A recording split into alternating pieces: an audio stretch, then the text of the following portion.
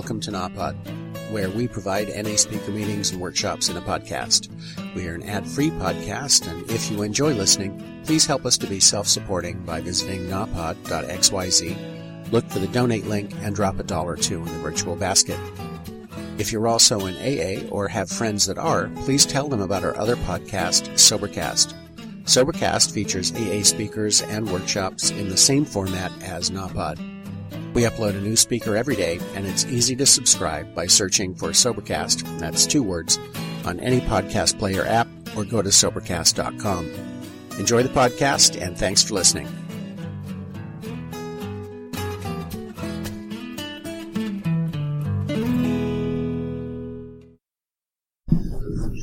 So Prudy, you want to come up and introduce our speaker, Katy R from Menlo Park?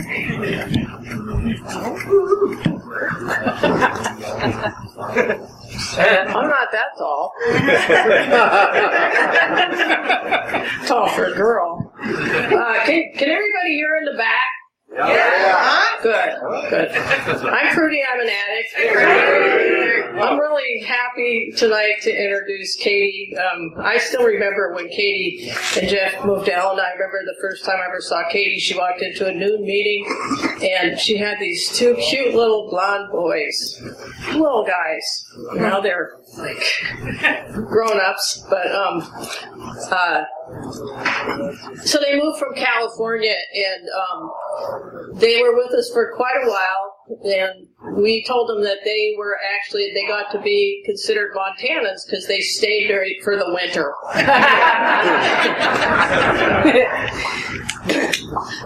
We miss their presence in our meetings, and they are both often quoted in meetings in Helena, Montana. So we're really happy that they agreed to come to our gathering, and that Katy agreed to come and share her experience, strength, and hope with us. And so please help me welcome Katy R.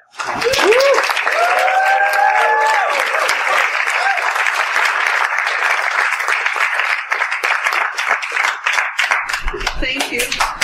I'm Katy. I'm an addict.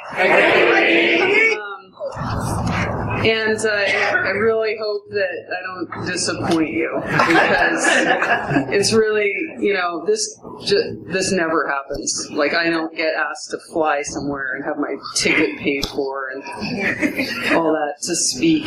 And generally, if I'm asked to, do something at meeting level, it's like, hey, Katy, can you come read how it works at the 1 a.m. marathon meeting? So I don't get asked to speak at meetings, and so I'm just warning you that your gathering committee overlooked that, because there's probably a reason. But I'm really, really happy to be back in Montana, and it was, it's been 10 years since I've been here, and when the plane came in over Missoula, and I looked down, it was like, God, I feel like I never left. It was the weirdest thing. It was like, I just got off the plane and just felt like right at home, because I always really felt at home here, and a lot of that was the way that the NA Fellowship, welcomed us in, and I'll never forget that. I think it's going to be okay tonight, because I remember being a part of the Helena Fellowship, and how there was maybe a dozen of us, and we'd all heard each other talk so many times that, by the time the gathering came around, it didn't matter what the fuck the person said. If they were from someplace else, it was going to be good. So I think it's going to be all right. But, I really do owe, I owe a lot of my recovery to the fellowship in Montana, and hopefully I'll get a chance to talk a little bit about how that's true for me. But I do want to give you a little background. I got clean in 1987. I came in, I was 20 years old. I was, real irreverent. I was rebellious. I was anti-authority, I was atheistic. And, I'm just really grateful that I can stand here this many years later and tell you that NA hasn't cured me of any of that. So I want to talk a little bit about that.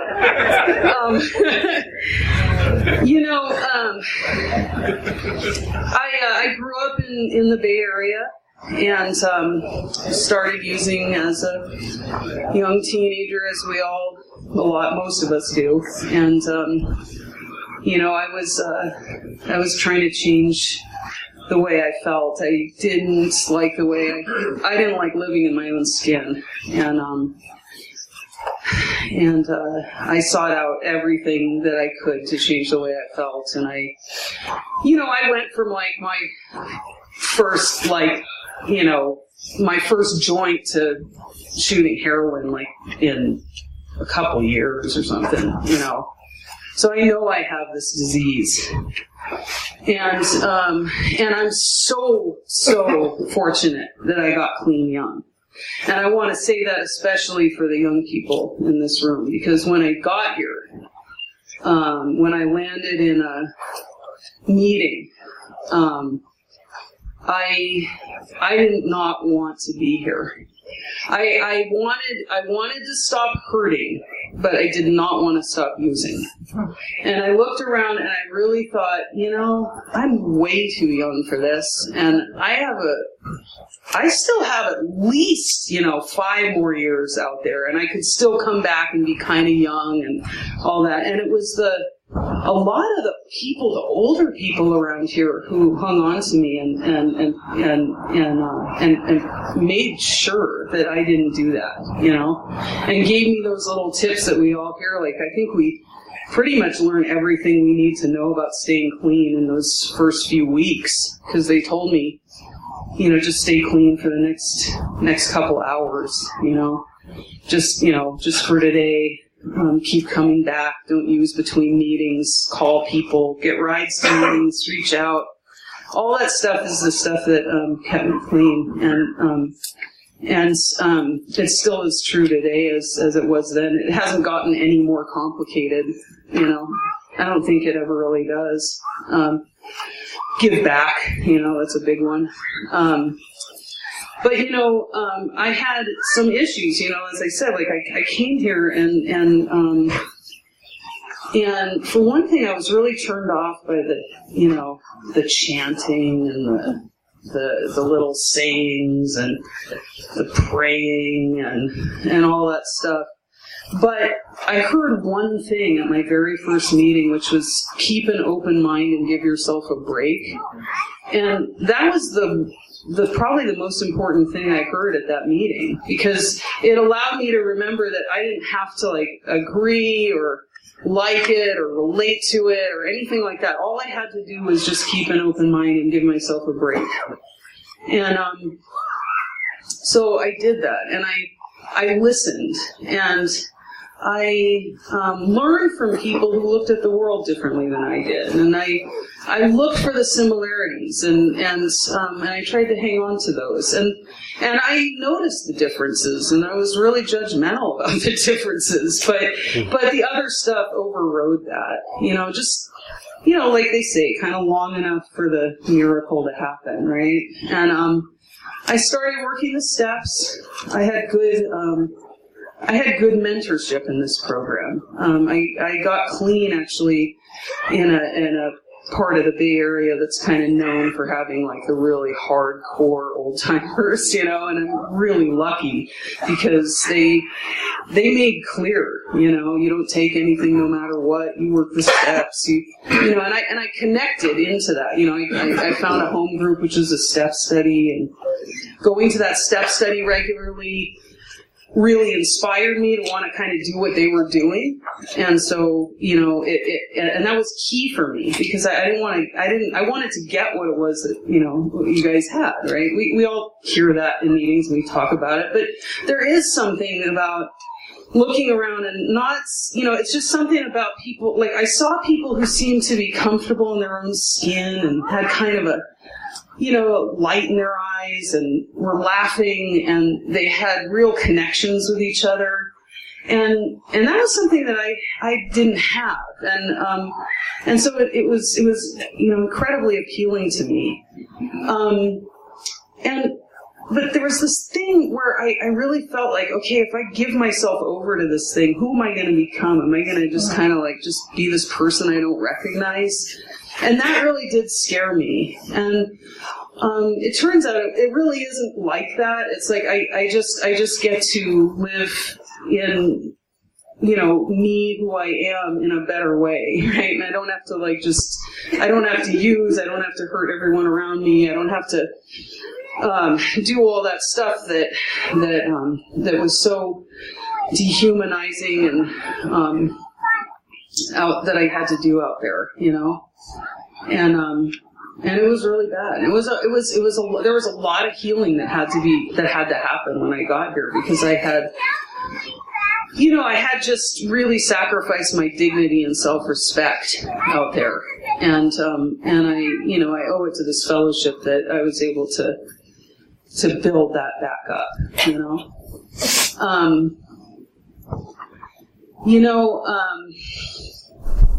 maybe I should talk a little bit about what happened when we came up here to Montana, because it is a really, really important part of my story. Well, I was living down in San Jose, and I was in a recovery house when I first got clean. And one of my counselors introduced, me to his best friend, and this tall, blonde, tan, muscular guy with a really great smile. And we started living together as soon as I got out of the recovery house, and we started having kids and got married, and we've been together for and had kids. Our kids were little, and some stuff started happening in California that I don't think I was really prepared to deal with. There was some pretty traumatic. There was a traumatic event in my family. Something very traumatic happened to my mother, and at that point in my recovery, I think I might have made a different choice now. But at that point in my recovery, I just needed to. They say fear stands for fuck everything and run. That's kind of like what I did, and so. I felt like it was the most important thing in the world to get out and get as far away from my family as I could. And we came to Helena, and it was completely different from living in the Bay Area. And by that I mean I found out really quickly that there were about 12 people. And I had brought some pretty bad habits from recovery. I mean, I guess I have I don't know, what was it, 8? I think I was clean about 8 years. I had time in California to develop some pretty bad habits in recovery. And one of them was talking shit about people. And what would happen down there is, I would go to a meeting, and, somebody would start getting on my nerves. I'd get a resentment, whatever. I just decided I didn't like them. And I'd talk shit, and then, things might get a little muddy, and I just go to a meeting on the other side of town, and I'd never see them again. That's because it's a big fellowship. So it was really easy to avoid responsibility for that kind of bullshit. And so when I got to Montana, I learned really quickly that, the fellowship, I learned something that I should have known there. It doesn't matter how big the fellowship is, that we really need each other, and we cannot afford to drive each other out of these rooms, because every single one of us, we're saving each other's lives. And so people here taught me that. And I haven't practiced it perfectly by any means, but it was a lesson that I needed to learn about the value that we have as addicts to each other in this fellowship. I also, in California, I got really involved in, being the area service rep and the, whatever they called it back then. I think it was the what was it? Area service and region, whatever. I think they call it something different now. Yeah, something like that. Yeah, and I did it with a vengeance. Like I was awful. I mean, I thought I was gonna like rescue NA from it was like on its deathbed, and I had to like fix it, and you can imagine like how I'm sure you've all had experiences in a service meeting with somebody like me, it's not pleasant, but I really had this sort of savior complex about NA. I think I was sure I knew what was right, and and I was one of those people that would just like I would get really uptight if somebody used the wrong kind of terminology in a meeting, and I was just pretty insufferable, and I think now, I'm glad that happened, because I actually, it helped me. First off, it over the years I've realized that that's actually what being in service is all about. Like working through all that crap, right? And learning about ourselves and each other and how to relate. It's not about accomplishing something amazing. Although sometimes we do. But that's sort of just this kind of byproduct. But a lot of it is just it helps us stay clean. And it helps us get closer to each other, and it helps us learn about our own defects, and it helps us be better people together, right? And so, I'm glad that I learned that. And so I don't do that kind of service now. I mean, if anything, it'll be more along the lines of like, help put the chairs away, or make sure a newcomer feels welcome, because I think that's just as important as anything else we could possibly do.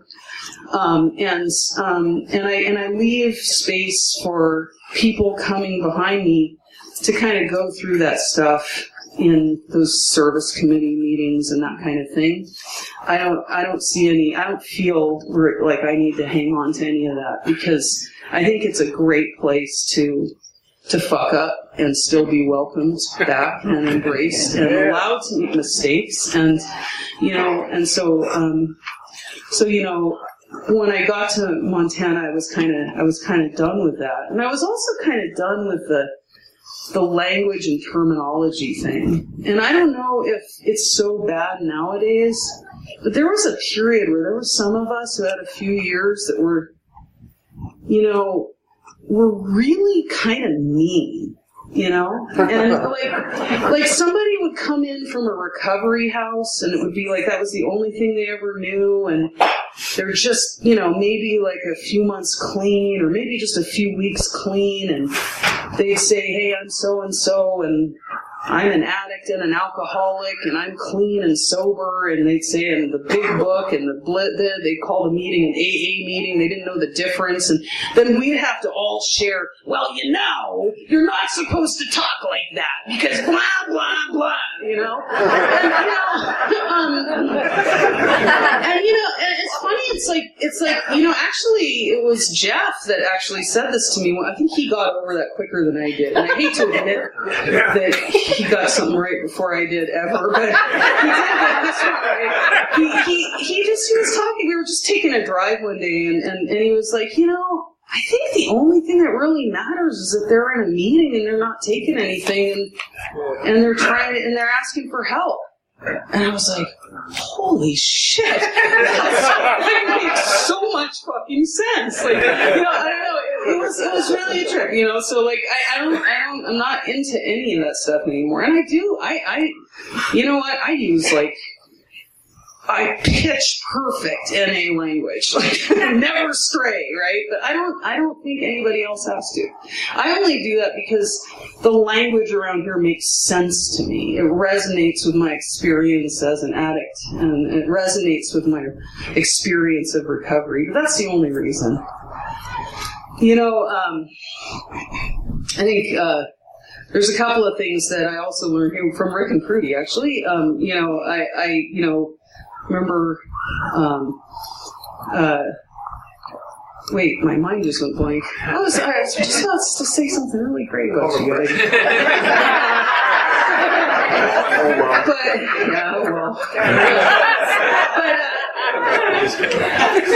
No, but it had something to do with that. Oh yeah, Rick. I remember Rick used to say in meetings, he'd say, I really don't know what anybody else needs to do.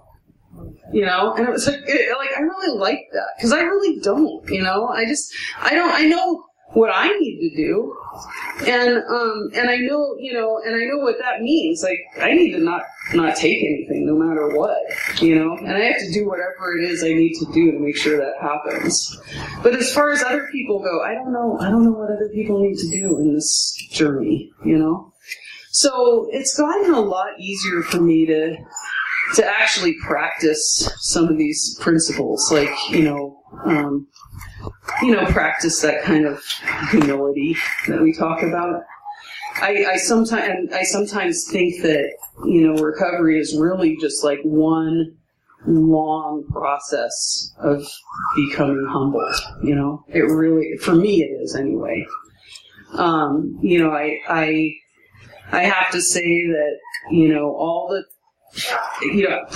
probably pretty much, not everything, but almost everything that I came in at any time in my recovery, looked at someone else in the rooms and judged them for, I ended up doing those things. I mean, it's astounding, and, so I just feel like, I cannot like say, oh, I'm doing this any better than anyone else. I really can't. And anytime I've ever thought I was, I had a pretty hard lesson waiting for me pretty quickly.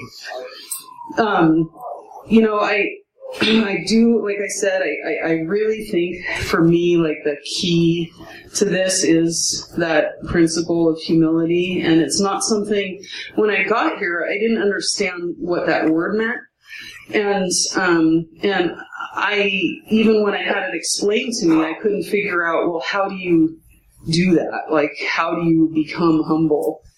And I've come to sort of believe that, there isn't like a switch for that, like something that you can just turn on or off. It's a process. And there's something that happens organically through being part of NA that teaches us the how to go through those motions anyway until they become internalized. There's so much to love about the way that we structure this fellowship and the way that we do our meetings. Things that I just saw, like right from the beginning, about how we make sure that the newcomers feel welcome. We don't, we try not to, kind of promote this idea that people with a long time clean are better than someone who just walked in, or have more, or are more worthy or more important here. We really try not to do that. And I think we try to structure our meetings in a way where, regardless of what we might think about that we practice it. We practice rotating the roles in here, so that you can't be secretary or whatever for life, because we don't want any meeting to become like this person's meeting. It belongs to all of us, right? We do these things like give each other, not at a meeting like this, unfortunately, but we try to give each other all space enough to share what we need to share at a meeting. Like, we learn to try not to dominate meetings, and we I mean, I could just go on, but I think there's something about the way that we do our meetings, the structure of them, that is sort of the principle of humility in action, and it's incredibly, I mean, that's kind of like what taught me what the framework for that was. And so I don't consider myself a humble person, but I consider myself somebody who's been given the tools to try to practice humility in my life. I'm really grateful for that. So, let's see. I guess, it came back to me what I wanted to say. What Fruity said that I really loved was that, recover, and maybe she didn't make this up, but whatever. She was the person who carried this message to me. And she would always talk about how recovery deals with what's left over when you take the drugs away. And I've always loved that, right? Like, it makes so much sense, because I'll tell you, taking the drugs away made it possible for this other stuff to happen, but there was a lot left over when the drugs got taken away. A lot. I don't even, know where to begin with all that. It would take a lot longer than the few minutes that I have left to get into it. But I think we can relate to that, There's a reason why we pick up that first drug and try to change the way we feel. And, for me, when I got clean, that stuff was still there when I got clean. And it was really, I had to walk through the steps to find a way to cope with that, and to find a way to begin to turn some of those defects that I had into a positive direct. They say sometimes character defects are like assets gone awry, and so the process of recovery has helped me capture some of the kernels of what was good in my character, and steer it in the right direction instead of a destructive direction. And that reminds me something Berta used to say that I really loved, which is that, what this program promises us is just one thing, and it's freedom from active addiction. But what we get to do with that freedom, is really, I used to think it was limitless, but getting older has sort of give that a second thought. But what we do with that freedom, what we get to do with that freedom is almost limitless, right? A lot of times it's limited by our imagination, but I've come to find out it can be limited by other things as well. But, I have to say the last probably 5 years of my recovery have been, outside of maybe the first few months, the toughest time in my recovery. Like, absolutely fucking horrible. Right? I've gone through a lot of heartbreak and just seeing a lot of things go a direction I didn't expect them to go. My life sort of go a way that I didn't want it to go, and a lot of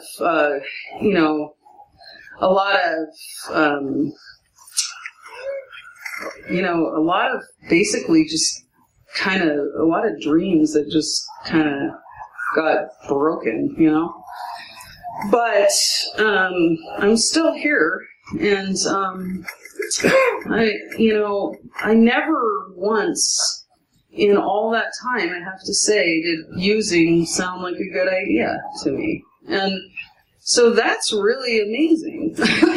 I came from being this young person who couldn't walk through anything like painful without numbing it and self-medicating, to being who I am today and going through stuff that I wouldn't have thought I was prepared to go through. Maybe I wasn't. Maybe I'm not.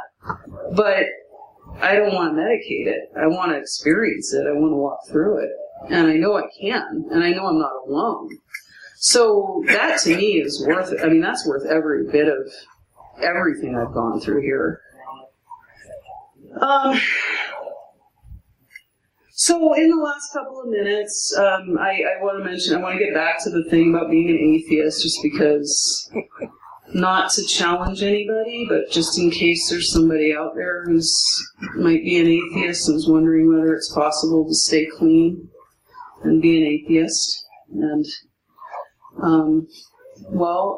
it's been 27 years so far, so I think it can be done. And I have to say, it's not for lack of trying, because I really did have an open mind. I tried praying, and I listened to what other people said at meetings about their relationship with a higher power, and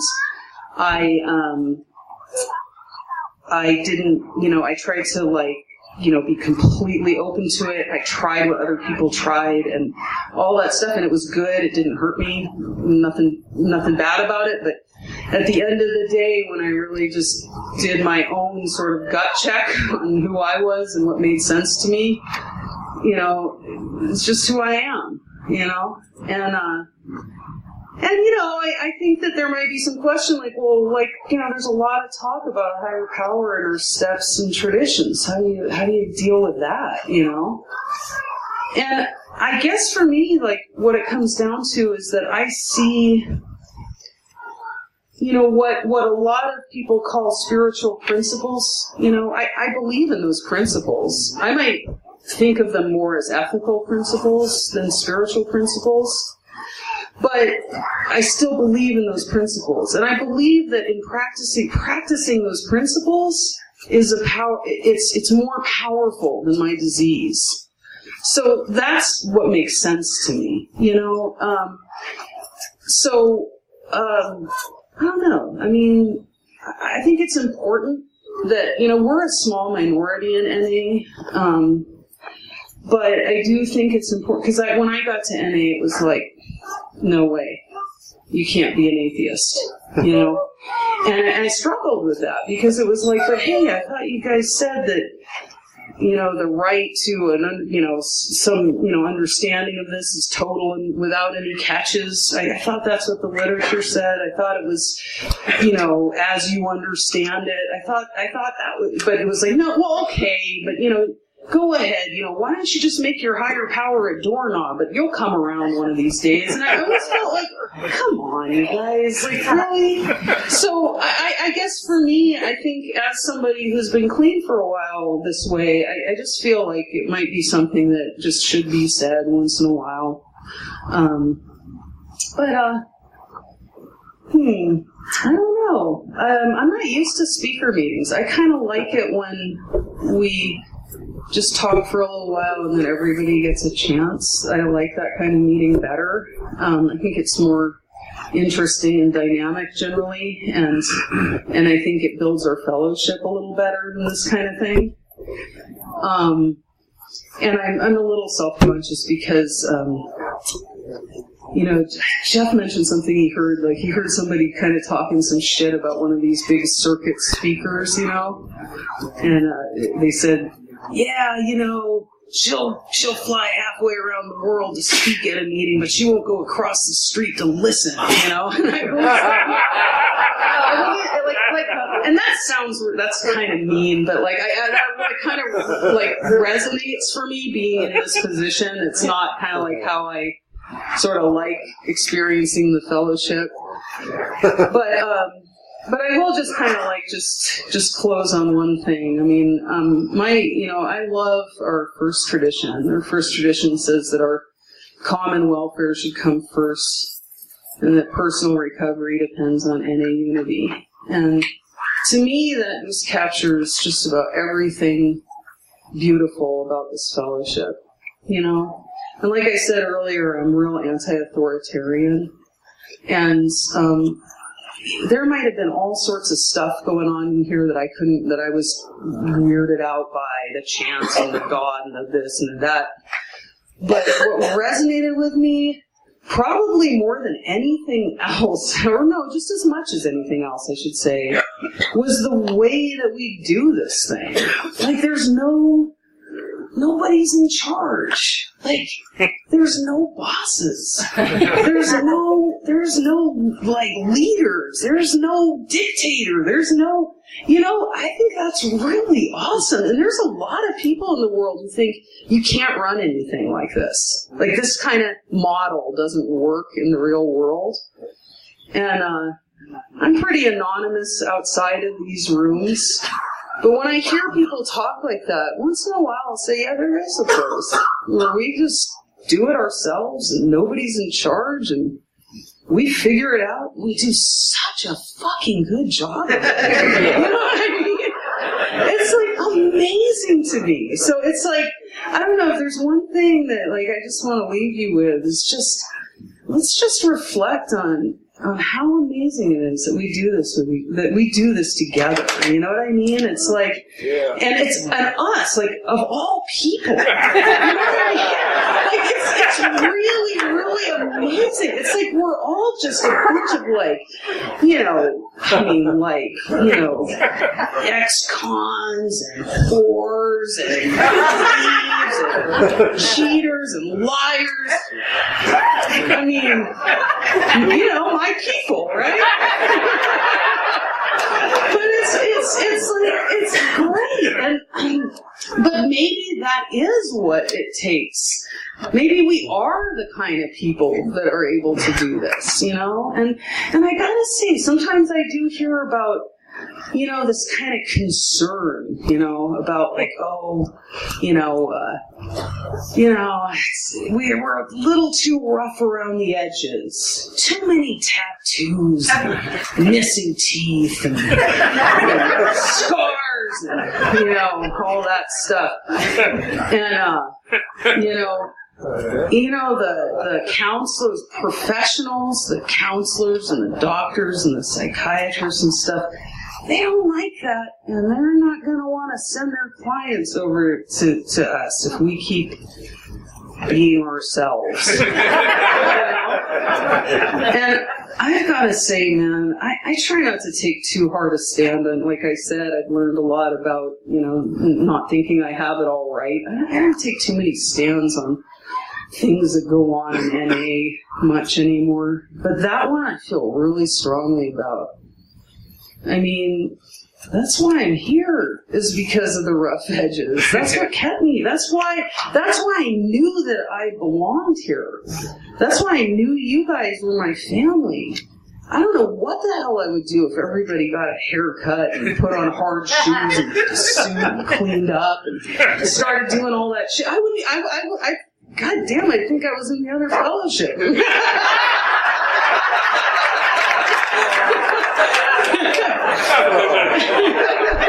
Yeah, not that there's anything wrong with that. Anyway, I don't know. I gotta say, I didn't know when or how. I've been broke for years now, and I didn't know when or how we were gonna make it up to Montana again. And so when I got that call and heard about this, I was just over the moon. It's like, I am so thankful to you guys, because I know where that plane ticket came from. I know it came from you guys putting that dollar in the basket,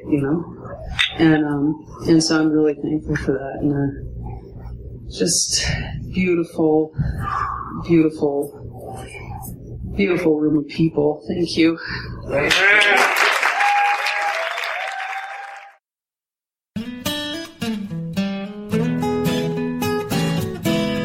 Thank you for listening. I hope you enjoyed the podcast. Please help us improve our ranking so others can find us by putting a review on Stitcher, iTunes, or your favorite podcast index. Nawpod is ad-free thanks to the folks supporting the show with $1 or more per month. If you enjoy listening, you can join them by going to nawpod.xyz and looking for the donate link. Thank you for listening. Have a great day.